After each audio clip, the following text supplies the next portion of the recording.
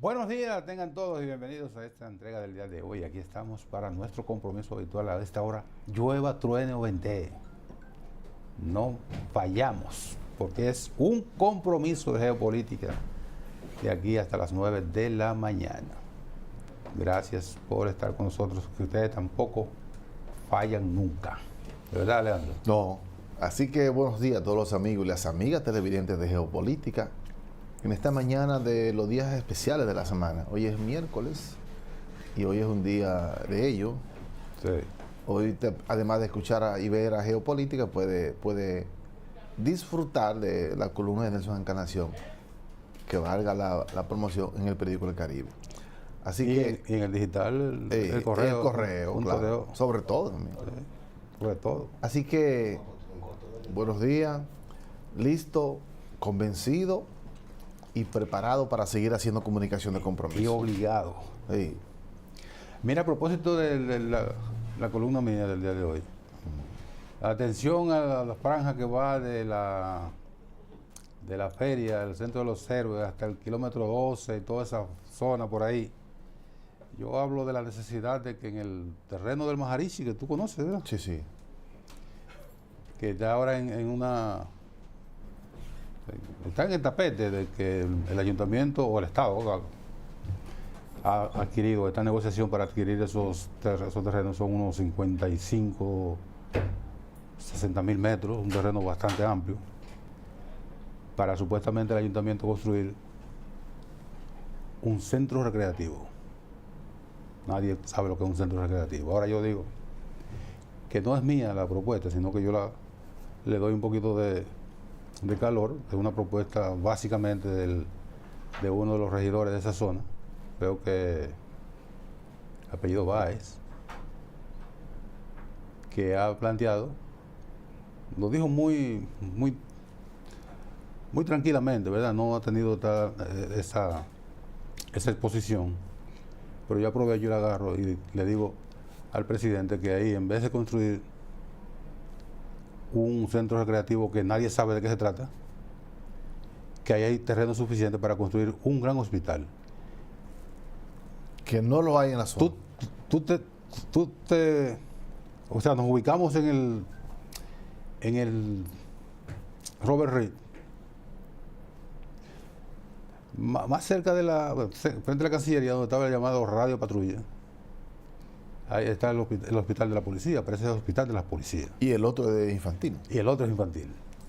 De modo que de toda esa franja, incluyendo toda esa franja hasta el kilómetro 12, y viniendo a De la Cayetano Hermosén.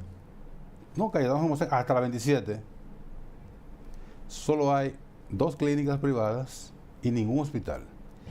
Y ahí vive miles y miles de personas, los llamados kilómetros y todas las demás urbanizaciones. Muchos miles de personas viven ahí, sin un hospital. Es la única zona que tiene un espacio tan grande sin un hospital público. Porque el hospital público, el próximo especializado, es el Marcelino Vega, que está aquí en Herrera. El Vélez, pero está en la Luperón. Está en la Luperón, está en la Isabel Aguilar. Sí. Después de la no hay un hospital. Que es poco para toda la zona de Herrera, ¿no? Yo lo digo ahí Claro. en el artículo, le digo que el hospital Marcelino Vélez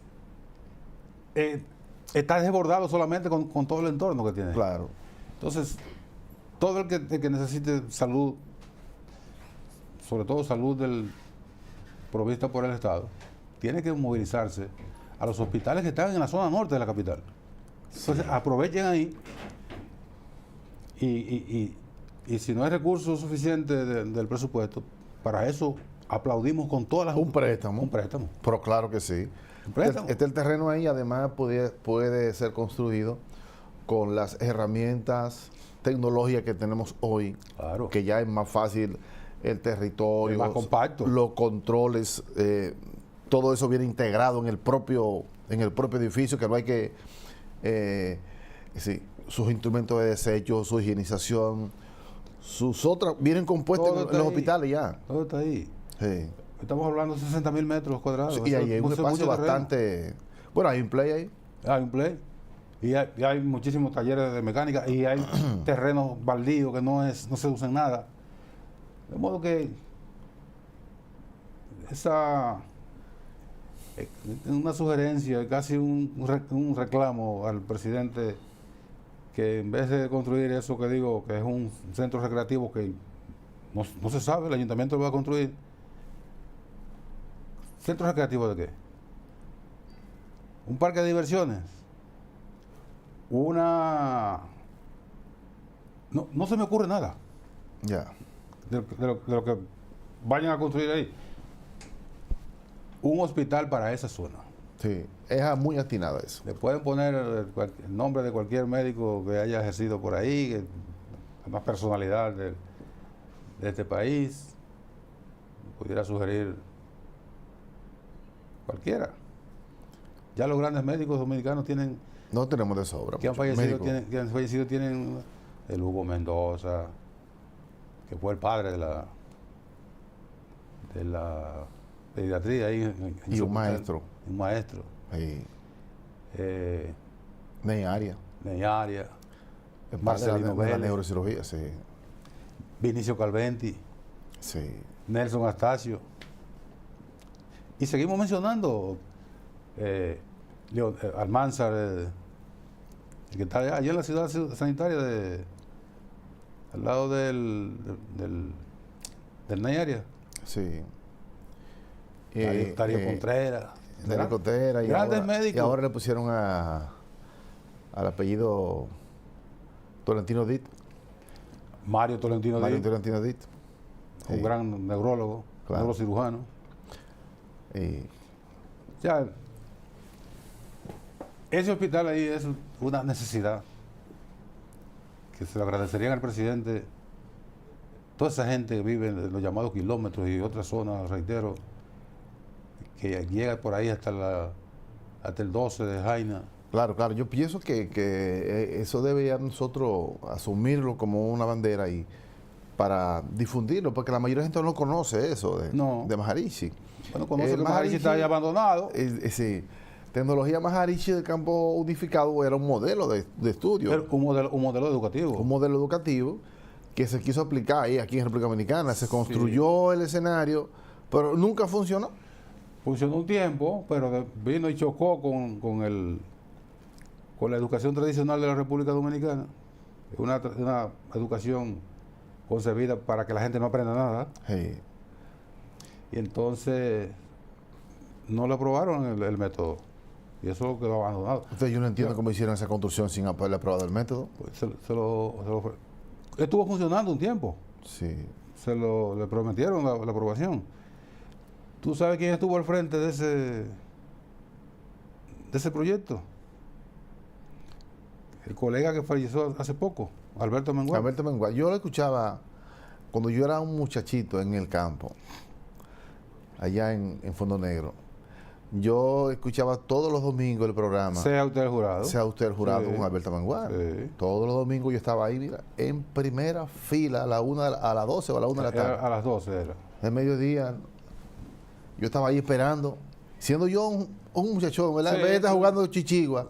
No, estaba ahí No, pero metiche. esperando ese auto de jurado, yo siendo un muchachito. Y ahí yo escuchaba siempre que Alberto Mengual, por eso me sé el nombre, tecnología del campo unificado.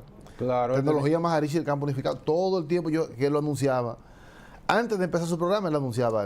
Sí, y logró entonces la confluencia con la congregación o la corriente filosófico, religiosa, educativa, de toda esa cosa que es del yoga, del maestro hindú Maharishi Mahesh Yoga, que de ahí viene, que es una corriente de pensamiento y religiosa, no religiosa tradicional. ni bueno, ¿cómo lo puedo describir? Ok, esa es una corriente que tenía una cierta similitud con la del gurú, que venía mucho aquí, el gurú. El Mahesh Yogi también vino aquí un par de veces. Pero el gurú, el gurú de Banán, Saraswati Ji Maharaj, el de Banán, que es otra corriente filosófica hindú que preconiza la concentración, la transportación del ser, o sea, es casi salirse el alma del cuerpo y regresar, como una levitación más o menos. Exacto. Todo ese tipo de cosas. Bueno, pues el Maharishi Yogi venía aquí, vino aquí creo 4 veces, y a partir de su filosofía se estableció el Maharishi. No funcionó y tiene más de 30 años abandonado. Sí. Entonces, presidente, aproveche y construye un hospital. Qué bueno. Tenemos que seguir. Tú decías, le pedí a los amigos aquí del control que te pusieran una imagen ahí. Oye, son de esas cosas que uno no entiende. Son de esas cosas que uno dice, pero ¿y por qué? Si eso lo pueden resolver con una llamada telefónica, una reunión. Me refiero a que el director de Migración protestó porque dice que el Ministerio Público no le ayuda para enfrentar la inmigración irregular. O sea, la migración. La migración en sentido general.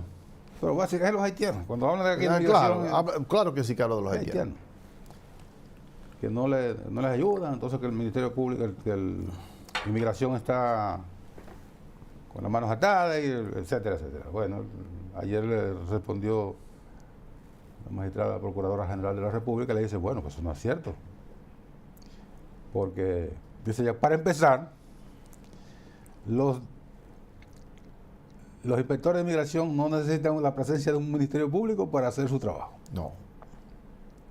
Están dotados de la facultad legal para detener facultado por el artículo tal y tal. Que no necesitan. No es como si van a detener a un presunto ladrón, claro, a cualquier otro infractor, que debe estar presente el Ministerio Público. Si no, el juez le va a decir, ¿con qué autoridad usted trae a esa persona aquí? Claro. El policía. No, yo lo encontré. ¿Y dónde está el Ministerio Público? Intervino. Ya está contaminado. No intervino. No, pues, mire, caballero, recoge su valle y váyase. Que esa retención es irregular. Claro. Eso no es una novela, eso ocurre aquí, porque antes era tránquenlo. Y ya se acabó. Y ya. ¿Y por qué usted me tranca a mí? Porque a mí me da la gana y bota la llave. Eso no se puede ya. Eso no se puede. Si aparece un juez responsable, hay muchos bandidos Claro. que se prestan a... Que no entienden que estamos en estado de derecho. Exactamente, no entienden. No. Y detenciones irregulares, el juez la regulariza de manera irresponsable. Y que hay un recurso que todo el que lo somete inmediatamente al juez, nadie se lo va el amparo. El amparo. Entonces un amparo, no, eso es ilegal. Un amparo y el amparo son urgentes, tiene que hacerlo inmediato. 24 horas. Prisión irregular, váyase. Claro. Entonces, en el caso de los inspectores de migración, dice la magistrada Miriam Germán, que eso no es así. Que ellos no necesitan la presencia de un Ministerio Público. Pero de alguna manera, por alguna razón, Venancio Alcántara lanzó el grito. Sí, pero esa es una falta de digamos, de criterio para manejar lo que son las políticas públicas.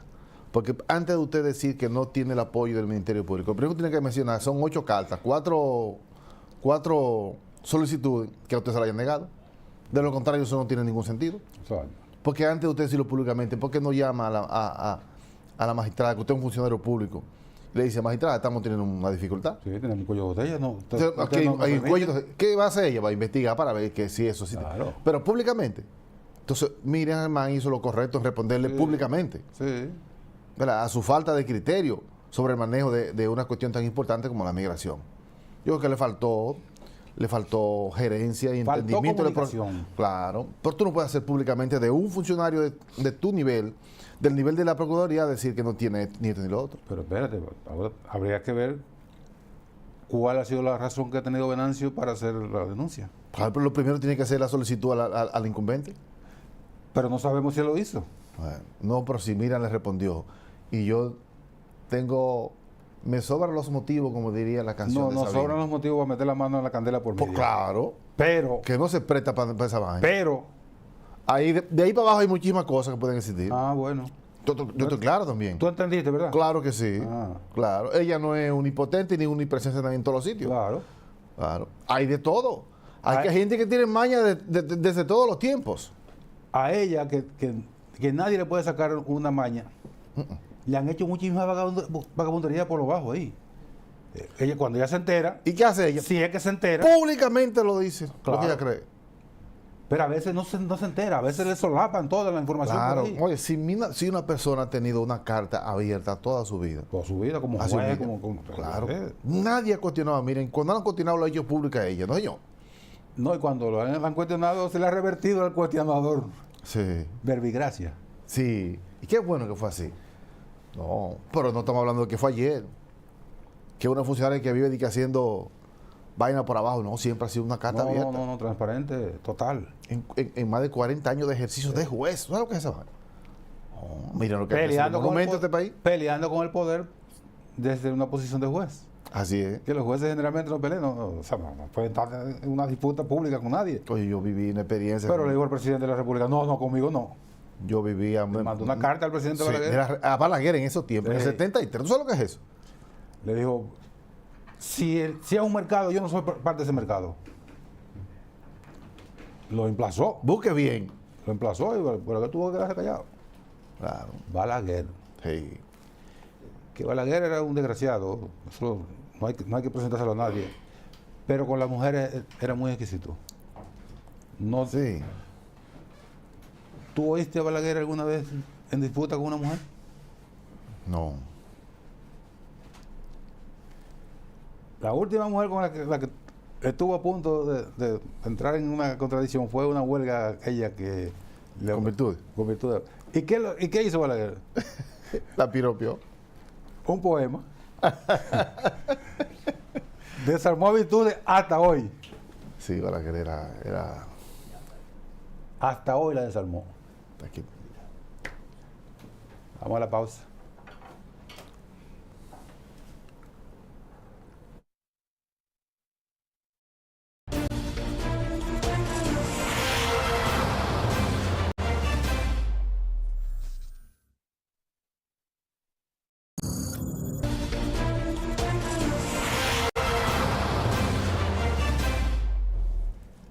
Yo creo que en medio de la discusión por la inminente reforma fiscal, tributaria, que busca la vía de cómo dotar al Estado de más recursos para hacer frente a sus necesidades, que son cada vez más crecientes, y los recursos cada vez más escasos. Creo que una de las personas más indicadas para ilustrar un poco a nuestra teleaudiencia es el profesor Antonio Siriaco Cruz, decano de la Facultad de Economía, la Facultad de Ciencias Económicas y Sociales de la Universidad Autónoma de Santo Domingo, que también presentaron, digo también porque creo que que presentó el CRES, Sí. presentó un proyecto de ideas por donde deberían dar la reforma, así que con Antonio vamos a hablar un rato de esta cuestión tan importante. Buen día, profesor. Muchas gracias, Nelson, Leandro, estamos siempre a la disposición. Empecemos por ahí. La propuesta que ha presentado la facultad. Mira, nosotros, en vista de que esta reforma se han dado una serie de condiciones, básicamente para esta reforma, en el sentido de que la economía posiblemente este año tenga un comportamiento mejor que el año anterior, 2023, y además que hay todo un componente político que favorece realmente reformas en el país, no solamente la reforma fiscal, sino también otras reformas, porque el partido de gobierno fue el que ganó y además ganó con una mayoría bastante amplia, Sí. no solamente en el Senado, sino también en la Cámara de Diputados. Por lo tanto, eso allana cualquier proyecto de ley que pueda ser sometido ante el Congreso Nacional. Entonces, esas son dos condiciones incluso de carácter institucional. Ahora, también hay otro tema que se ha venido discutiendo, que es la misma Ley de Estrategia Nacional de Desarrollo, la 1-12, que en su artículo 36 hay un mandato muy expreso de hacer una reforma fiscal y que ese mandato indicaba que se debió ejecutar en el año 2015, pero por un tema incluso de carácter electoral, porque había unas elecciones en 2016, no se llevó a cabo. Posteriormente se quiso hacer una reforma en el año 2021. Claro, muy difícil porque el país todavía estaba en ese contexto de pandemia, entonces los costos sociales son muy altos, incluso los costos políticos muy altos, y eso se abortó. Ahora yo creo que están dadas esas condiciones muy favorables para que se comience a perfilar una reforma fiscal de alto calado. Nosotros, tomando en consideración todo ese contexto, en la Facultad de Ciencias Económicas y Sociales, la Universidad Autónoma de Santo Domingo, presentamos un conjunto de lineamientos y lo hemos ido filtrando ante la opinión pública, porque todavía el documento, que es mucho más extenso, lo vamos a poner vamos a llamar a una rueda de prensa posiblemente la semana próxima, porque hay temas que son muy nodales, ¿no? Y pensamos nosotros que tienen que estar en la mesa de discusión. Entonces, nuestra visión es la siguiente, parte de los siguientes problemas. El sistema tributario en la República Dominicana es muy regresivo. La mayoría de los impuestos y las recaudaciones vienen de impuestos que son regresivos, sí, como es el ITEVI. El consumo. Todos nosotros pagamos ITEVI y al final, en términos de incidencia, aquellos que más tienen son los que en cierta manera menos perjudican. No es lo mismo que nosotros paguemos el ITEVI que lo pague Pepín Corripio, por poner un nombre, sí, ¿no? Entonces, eso hay que cambiarlo. En segundo lugar, el sistema está muy afectado por la informalidad. El Banco Central, la semana pasada, prácticamente presentó una encuesta que cae como anillo al dedo. Perfectamente. Donde dice, mira, nosotros de un universo de 474.000 establecimientos, de eso 404.000 son MIPYMES. Informales. Y el 85% de esas 404.000 son informales. Es decir, que los grandes negocios prácticamente es como el 1.5%. Entonces, ya eso te está diciendo y te envía una señal de cómo debe ser una reforma. En tercer lugar, nuestro sistema tributario no es simple, se complica mucho. La gente con esas características, ese perfil, que son MIPYMES, microempresarios, no entienden esa situación. Entonces se les dificulta pagar los impuestos. Y otro elemento importante es los altos niveles de evasión, que se dan en aquellos grupos de grandes contribuyentes, que son los menos, pero son los que más posibilidades tienen de pagar, buenos expertos fiscales. Sí. Entonces, partiendo de eso, nosotros partimos de la premisa y presentamos básicamente un documento de reforma donde la máxima es menos evasión y más recaudación. Claro. Mira, partiendo de eso, que pienso que debe ser la lógica, porque si tú tienes un escape, ¿verdad? Digamos un tubo de agua, claro, y tiene pinche por otro lado, por más agua que tú le eches, más vas a salir. Claro. Sería un jarro pichado, como Claro. dice el merengue. Entonces tú lo que tienes que hacer primero, Sí. cerrar el escape y después decir, bueno, vamos a ver, vamos a asegurar el agua que llega. Para que llegue, que quizás con la que tenemos Claro. da, Es suficiente. Es suficiente. Claro. Si no hay que ponerle más, pero tiene que asegurarla. Claro. Entonces, bueno, sigue, Leandro. En ese interín, que estoy totalmente de acuerdo con la lógica de, primero hay que resolver la evasión y la informalidad. Y claro, esa es la clave número uno. Que ambas son complicadas. Claro. de resolver. Ya salió el grito primero, aquí se han dado no reformas fiscales, como te decía, sino reformas tributarias. Exactamente. Además, parches. Claro. Así mismo. Pedazo y pedazo, pero sobre la misma base. ¿Sí?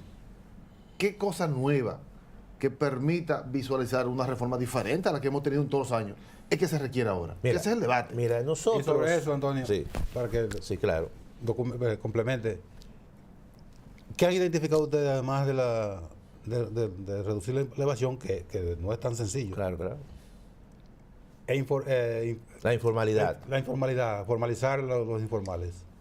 Claro. Ustedes tienen ya... Claro, claro. Ok. Hay propuestas muy concretas que hemos sido incluso en estos casos pioneros por lo novedoso para el país, pero que se han utilizado en los países donde menos informalidad hay en América Latina y el Caribe. Por ejemplo, mira, ¿qué nosotros estamos planteando para el tema de la evasión tributaria que se da básicamente en el impuesto sobre la renta a las personas jurídicas, en las empresas? Es como un 62%. Aquí tradicionalmente todos nosotros pagamos como profesionales liberales el impuesto sobre la renta sobre el ingreso bruto. Sí.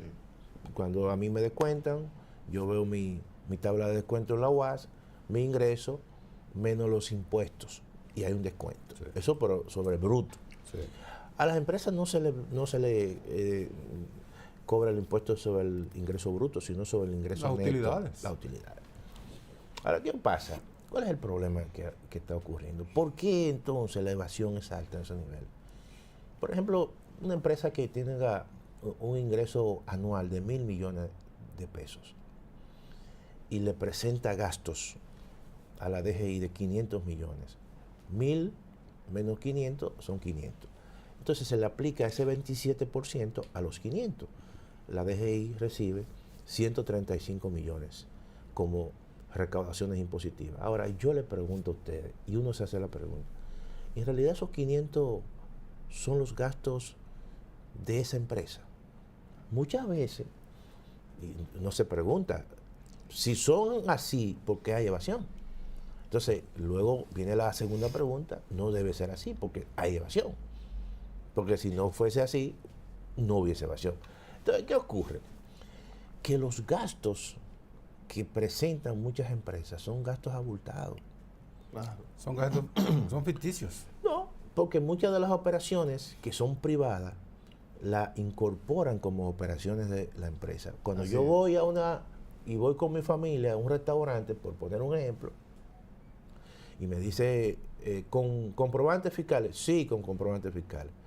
Esos comprobantes muchas veces yo se los imputo a mi empresa. Le doy el RNC de mi compañía. Claro, entonces... Pero mi compañía no tiene ninguna actividad ahí. Ahí, entonces todo eso ocurre y por eso fue que la DGI cambió el mecanismo de los comprobantes fiscales y lo estaba entregando, era a cuentagotas. Sí. Por eso, para ver dónde habían situaciones de filtración. Entonces, ¿qué nosotros planteamos? Mira, el cobro de los impuestos sobre la renta a las personas jurídicas no va a ser por el ingreso neto, sino por el bruto, por los 1.000. Claro.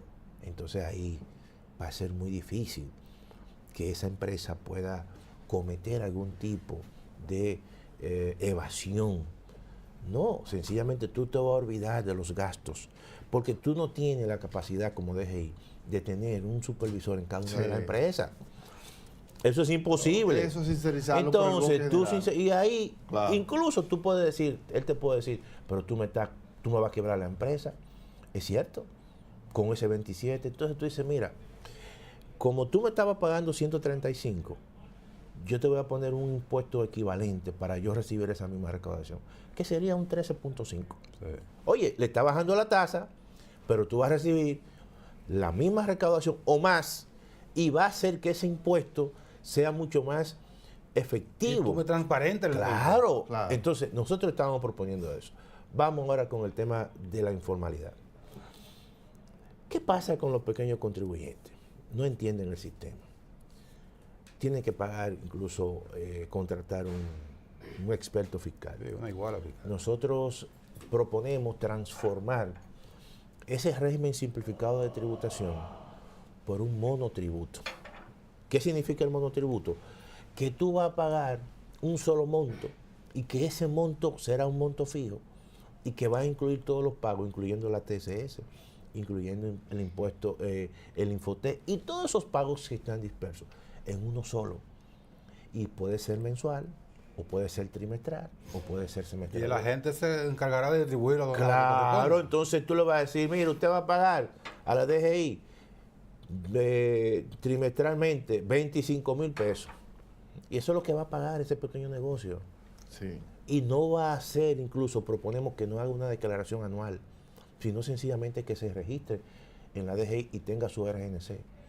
Eso va a simplificar todo el proceso porque él no tendrá que usar y contratar un experto fiscal. Cuando tú vas al banco, que vamos al banco, yo le digo, mira, yo quiero 10 millones de pesos para comprar una vivienda.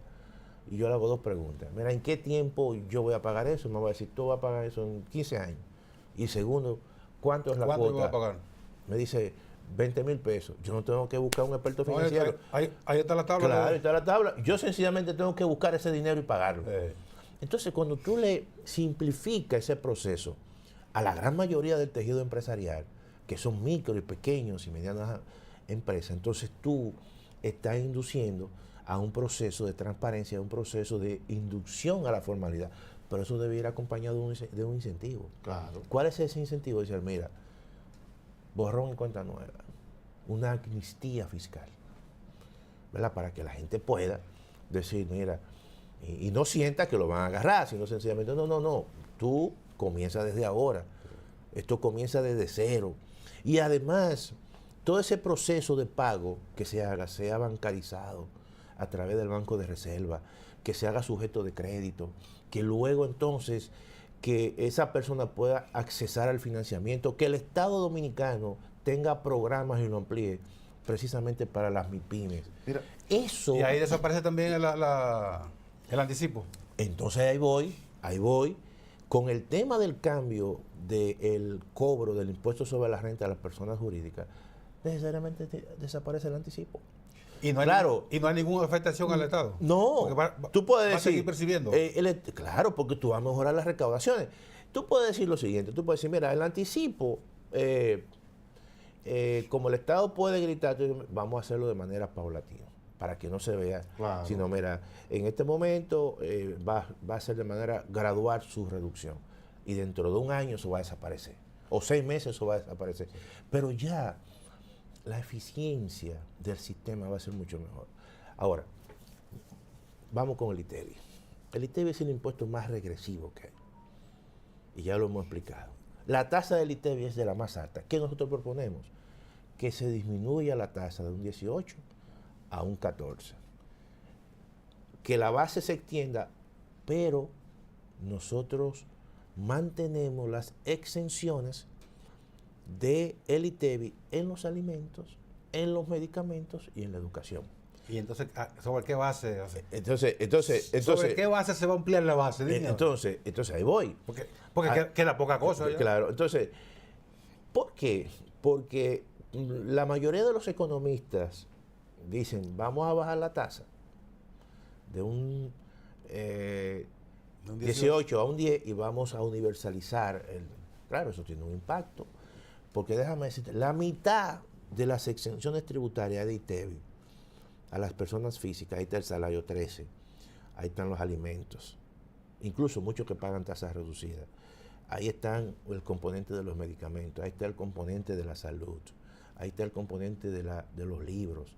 Nosotros como academia no podemos fomentar que se le ponga ITEVI en un libro. No, es imposible. Es imposible. Todo lo contrario. ¿No entiendes? Todo lo contrario. Entonces, Claro. eso no nos luce a nosotros. No. Entonces, hay otro, pero el grueso, hay elementos de mejora y sectores que ya son maduros. Por ejemplo, Pero, perdón, ¿cuánto recibe el turismo? No, perdón, ahí yo quiero ir. Pues yo pienso que el debate ahora está centrado en quienes tienen hace años un conjunto de privilegios que le llaman incentivos, que ya no tienen sentido. No son Claro. incentivos, son Claro. sacrificios fiscales. Sacrificios no, son un regalo. Sí. Pero hace un eufemismo. Entonces yo quisiera ver, ese es el dilema, ese es el debate. Claro, Y entonces- han puesto a rodar ahora toda su narrativa para seguir con esos claro, privilegios. entonces, por ejemplo, mira, aquí hay dos sectores que generalmente, y yo sé por una expresión que dio el señor presidente, y ya eso envía una señal. Mucha gente lo pasó desapercibido. Dijo el presidente, bueno, hay que tener cuidado con matar la gallina de los huevos de oro. Y se refirió a qué? Al turismo. Al turismo y a las zonas francas. Sí, pero esa gallina vuela ¿Pero para sola. qué son los huevos? Entonces, Esa gallina hace rato vuela sola. pero ahí hay un tema que es un error de análisis. Aquí se ha querido vender la idea, por ejemplo, de que los incentivos al turismo es lo que hace atractivo ese sector y por eso que vienen los turistas a la República Dominicana. Es un error. Viene porque es negocio. Vienen los turistas aquí porque la principal fuente de competitividad que tiene el sector turismo, incluso la misma zona franca, es el tipo de cambio. Y eso hace que para el turista que viene a la República Dominicana sea muy barata. Para los dominicanos que viven en el exterior, que ganan en dólares, es muy barata la República Dominicana porque tú tienes una rentabilidad prácticamente del 60 por 1. Te cambian $1 por 60 pesos. Sí. Que eso no lo tenemos todos nosotros. Todo lo contrario, eso es una penalización para los que ganamos en pesos. Sí. Entonces, no es verdad que el turismo va a seguir ampliándose porque el gobierno le va a dar más exenciones. No, solamente manteniendo un tipo de cambio atractivo hace rentable, muy rentable al turismo. Entonces, eso es un error de análisis en ese sentido. Por lo tanto... No, un error de análisis, no. No, pero... Está claro, aquí, por eso, ¿por qué todos los sectores del país se han ligado al turismo? Porque saben que hay una cogioca ahí. Vamos a estar claros. No, pero los incentivos al turismo, estamos hablando de 13,000 millones. Y los incentivos a las zonas francas, que es aún más, que es una situación que hay muchas distorsiones, es de 39,000 millones. Bueno, pero visto así, Antonio, 13,000 millones de pesos de turismo, si lo comparamos con el grueso de los incentivos a sectores industriales que no generan ningún empleo, nada. Claro. Que la idea es que son generadores de empleo. Pero ahí tú observas cada uno de esos sectores que quedan, que hay un margen de 150,000 millones de pesos. Hay un margen que te da para tú entonces comenzar a eliminar esas exenciones. Necesariamente el gobierno no tiene que buscar un 3% porque es imposible. Si el gobierno en esta reforma busca el 1.5 o el 2%, lo está recogiendo. Ahora, son 175 mil millones. Claro. Entonces, yo te estoy hablando del turismo que son 13,000 millones.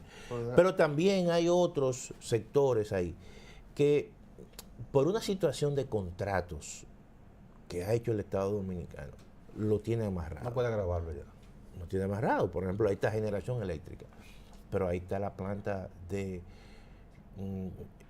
empresas transnacionales mineras que tienen generación y gran parte de los combustibles vienen exonerados mediante un contrato. Ah, ¿sí? Sí, claro. Entonces eso está sujeto a cualquier controversia internacional. Sí.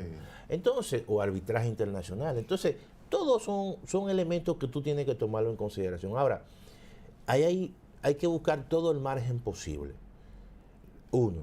En segundo lugar, las recaudaciones con el tema del cambio de aplicación del impuesto sobre la renta, eso va a generar una cantidad muy importante de recursos. Porque estamos hablando de que si la evasión es un 62%, por cada 100 pesos que el gobierno debería recibir ahí, solamente recibe 38. Wow. Y 62 se van en evasión. Entonces, si tú cierras eso, evidentemente que tú vas a recibir ahí una gran cantidad importante de recursos. Si tú tratas de que esa informalidad se reduzca, tú estás incrementando la base. Tú tienes más nuevos contribuyentes. Y fíjate, yo te estoy hablando de un documento, de una propuesta que básicamente, sin hacer grandes incrementos en tasa, te está generando una base muy amplia y te va a mejorar las recaudaciones. Y esos son elementos que yo creo que el gobierno tiene que tomar en consideración. ¿Tú sabes cuál es el problema más fuerte que tiene la reforma fiscal? No son las exenciones. A lo mejor... ¿La totalidad de las exenciones cuánto son? Porque hablan de 350,000. No, 340,000. Pero hay casi 150.000, que esas personas físicas, que es a nosotros, que ahí está el salario 13, que ahí está la medicina, que ahí está, que tú no lo vas a tocar. Yo no lo toco. No, pero sí, no. Pues, ¿cómo es posible que tú permitas de que de repente en el imaginario colectivo, que nadie lo ha hecho, que le pongan ITV al huevo, como planteamos, que le pongan ITV a los plátanos, que le pongan ITV a las carnes, que le pongan ITV a la leche? Bueno, si lo quieren hacer, pero eso tiene un impacto político. Entonces, ¿qué ocurre? Hay otros temas que yo creo que son importantes, pero para nosotros el tema más nodal y donde más temor puede haber es en el tema eléctrico. Sí, hay nudo ahí. ¿Tú sabes cuánto representa el tema eléctrico del déficit? Casi la mitad. Casi la mitad. Si tú resuelves eso, tú estás resolviendo una parte importante del déficit. Porque el año pasado... 1.500 millones, estamos hablando de 95 mil millones de pesos. 95 mil millones de Oye, pero pesos. eso es brutal. Eso es brutal. Entonces, ahí sí va a haber un tema de reajuste de tarifa. Y por eso tiene que ir acompañada esta reforma, no solamente con amnistía fiscal, sino con incremento de salario, Sí. para evitar o minimizar los impactos. Porque la tarifa eléctrica, esa sí se va a ver impactada. Pero ahí viene entonces el grito en dos direcciones. Claro. Nos aumentan, o sea, nos quitan exenciones y nos aumentan el salario. Nos están afectando dos veces. El sector empresarial va a gritar por ahí.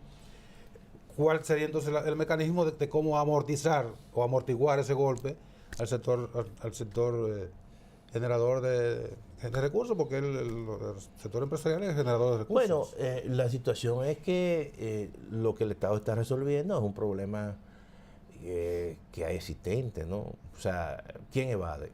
Eso es un tema que hay que corregirlo, ¿verdad? Y déjame decirte, No solamente quien evade, ahí no se le está poniendo... evaden y hay otros que los recogen y no lo pagan. Claro, ahí Es no, un robo. ahí no se le está poniendo ningún tipo de, ¿verdad?, de actividad de más impuestos. Claro, hay otras actividades que han crecido, que posiblemente el gobierno le esté viendo. Nosotros todavía no lo hemos analizado, que es el tema de todos los servicios digitales, del uso, por ejemplo, de Netflix, No se metan por ahí tampoco, por todo eso, que en las propuestas que se han hecho, y por lo menos que nosotros lo hemos visto, se piensan grabar Sí. esas actividades, ¿no? O por ejemplo, el Airbnb que lo quieren grabar. Lo Sí, mismo sí. los dueños del turismo aquí quieren que graben el Airbnb, que le den incentivo a ellos. Oye, pero mira qué bien. Porque, Pero ahí la competencia o sea, un poquito desleal. porque ahí y a los obviamente... Airbnb le dan No, le lo dan que ocurre incentivo. es... ¿Y qué invierten ellos aquí? Lo que ocurre es que Igual que los todos esos otros. son No. negocios que se dan por las plataformas digitales. Sí. Entonces, como aquí no hay impuesto precisamente a través de plataformas digitales, porque en cierta manera, supongamos lo siguiente, como pasó en pandemia, mucha gente tenía negocios en locales físicos. Sí. Llegó la pandemia, entonces la gente esos negocios lo puso digital. Virtual, sí. Entonces ya no estaba pagando Locales. local, no estaba pagando impuestos, porque no hay forma de tú, ¿verdad?, decirle, mira, esa página, no hay manera de eso. Tú en Sí. tu casa ponías tu página, comenzaba a vender y vendía incluso hasta más Sí. que físicamente. A bajo costo. A bajo Sí, costo. claro, su tienda era más amplia. Entonces, aquellos que tenían el local y que tenían el mismo negocio dicen, pero ven acá, yo pago impuestos y fulano no está pagando impuestos. Yo lo Sí. quito el mío también. Y que quito me el voy mío. ahí. Entonces, todo eso son cosas que hay que comenzar Sí. que son actividades nuevas, que hay que evitar, evidentemente, que eso también afecte a aquellos que están registrados. Sí. O sea, verdaderamente que aquí todo el mundo tiene que dar su pelliquito. El mismo Estado, que no he hablado del gasto público, el Claro. Estado tiene que aportar. tiene que aportar, porque, por ejemplo, y yo creo que hay noticias en ese sentido, pero aquí se está hablando de que hay instituciones que están dispersas. Por ejemplo, y alguien en un momento determinado dijo, mira, educación tiene que tener a cultura, tiene que tener a deportes. Bueno, pero fue así antes. Bueno, sí. Se llamaba Ministerio de Educación, Incluso Bellas Artes y Culto. Incluso educación superior también tiene que ir allí. Hay propuestas. Ahí no. Tú sabes bien que ahí no cuadra. No, pero meter todo el tema de hacer un superministro, no somos nosotros que estamos planteando eso. Yo he escuchado incluso funcionarios del mismo gobierno en reuniones que he tenido y que lo han planteado. Y decir, mira, la parte de ciencia y tecnología, sacarla de ahí y entonces Y la llevamos a la OPTI. a la OCTI hacer un ministerio de innovación. Todo eso son planteamientos que vienen Son del mismo ideas que gobierno, están ahí. son ideas. Sí. O el Ministerio de la Mujer y el de la Juventud. Sí, evidentemente. O los planes de supérate, ponerlo todo en un propio eso está en ministerio el Congreso. En global. global. ¿Tú ves? Entonces, Sí, sí, sí. Hace falta que el gobierno. por ejemplo, el barrilito, Eso es lo primero todo que eso. ¿Tú entiendes? No, Entonces, ¿y quién lo va a quitar? bueno, porque, ¿verdad? Los que votan lo van a quitar. Claro, yo digo todo esto porque también nosotros estamos hablando de la parte impositiva. Sí, claro. Pero si tú le quieres dar legitimidad a Nelson y Leandro a esta reforma, el Estado tiene que El primer sacrificado es el él. Estado. Oh, Porque si no- este es mi aporte. Claro, eso es así. Así. Mira, Santiago, yo quiero ver un elemento tan importante. El Banco Central, junto con el Ministerio de Industria y Comercio, dijo la semana pasada, cuando dio el informe sobre las MIPIMES, ¿verdad que sí? Sí, sí. Que las MIPIMES están aportando el 32% del Producto Interno Bruto del país. Y no solamente el 3 32, 3 millones millones de empleos. Sí. Eso es. ¿Tú sabes cuántas personas ocupadas dicen que hay aquí en el Banco Central? 4.9 millones. La llamada y de esos, la llamada PEA. Y de esos 4.9, más de 3 millones son Pero ahí es que voy. informales. Pero ahí es que voy. Pero Yo- eso tiene un yo impacto creo porque que- no, esa gente, escúchame, Leandro, esa gente no, No tributa, tiene seguridad social. claro, nada de eso. Entonces está clarísimo el camino. El camino debe ir los incentivos y la formalización de ese sector. Claro. Ahí es que tiene que ir las cosas. Claro. Por eso nosotros decimos menos evasión y más recaudación. Claro. Mira, que se ha ido ahí por sin discusión. Porque aquí las cosas fundamentales no nos diludimos. Claro, claro. No se le ha sacado el millaje que tiene esa encuesta del Banco Central y el Ministerio de Industria y Comercio. No, lo que Es una información Lo que valiosísima. pasa es que como es tan reciente, mira, y la importancia de eso, ustedes no se pueden imaginar, nosotros que en la facultad le sacamos provecho de eso. Yo tengo la base de datos. Oye, Antonio, Pero déjame decirte, mira, esa encuesta, antes las informaciones hasta se vendían, sí. que la hacían otras instituciones, que no eran públicas. Entonces, yo creo que eso da una cantidad de insumos Muy que hay que importante. seguirla explotando. Pero esa información, señores,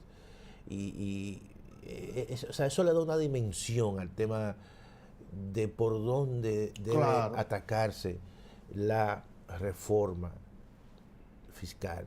El tema de la informalidad, señores, es un tema sumamente Fundamental. Te voy a comprometer, Antonio. Tu formación en la planificación y en la investigación. Investiguen más en la universidad, en la facultad. Nosotros, déjame decirte lo siguiente, nosotros investigamos mucho. Sí. La universidad hace muchas cosas. Fue difundan. Y hay una vicerrectoría de investigación y posgrado que tiene, pero nosotros, Sí. a lo que nos toca a nosotros, la Facultad de Ciencias Económicas y Sociales, siempre estamos en la palestra pública. O sea, y tratamos de eso, pero claro, nosotros no somos como dicen, una golondrina no hace verano. Sí. Pero siempre hacemos el trabajo Bueno, de una lo que muestra nos de eso, toca. eso. Y esto es una muestra de eso. Claro. Eso es muy interesante. ¿Cuándo volvemos? Cuando ustedes quieran. No, por medio. Leandro lo sabe. Y ¿Cuándo? tú lo sabes, Nelson. Cuando difundan el... Queremos también anunciar que la próxima semana estamos organizando un gran panel debate sobre el tema de la reforma fiscal. Interesantísimo. Ah, bueno, allá estaré Aquí. Ustedes han sido los pioneros en este anuncio que hemos hecho. No, y cuando ustedes difundan ya, masifiquen el Sí, la el documento, propuesta, claro, entonces claro, volvemos aquí claro, ya claro. a desmenuzarlo Con más tiempo. detalle, porque Sí, sí. realmente es una propuesta bastante amplia y muy participativa, como son las cosas en la UAS. Y además, el tema eléctrico, nosotros le dimos la responsabilidad al Instituto de Energía Sí. de la UAS, que son los expertos. Claro. A Moreno San Juan, que es muy... Precisamente, que es muy José Luis. Que es muy mediático Así también. es, así es. Y siempre está dispuesto a compartir estas informaciones importantes. Gracias, Antonio. Gracias, Nelson. Gracias, Leandro. Perdón. Será hasta mañana. Hasta entonces. mañana.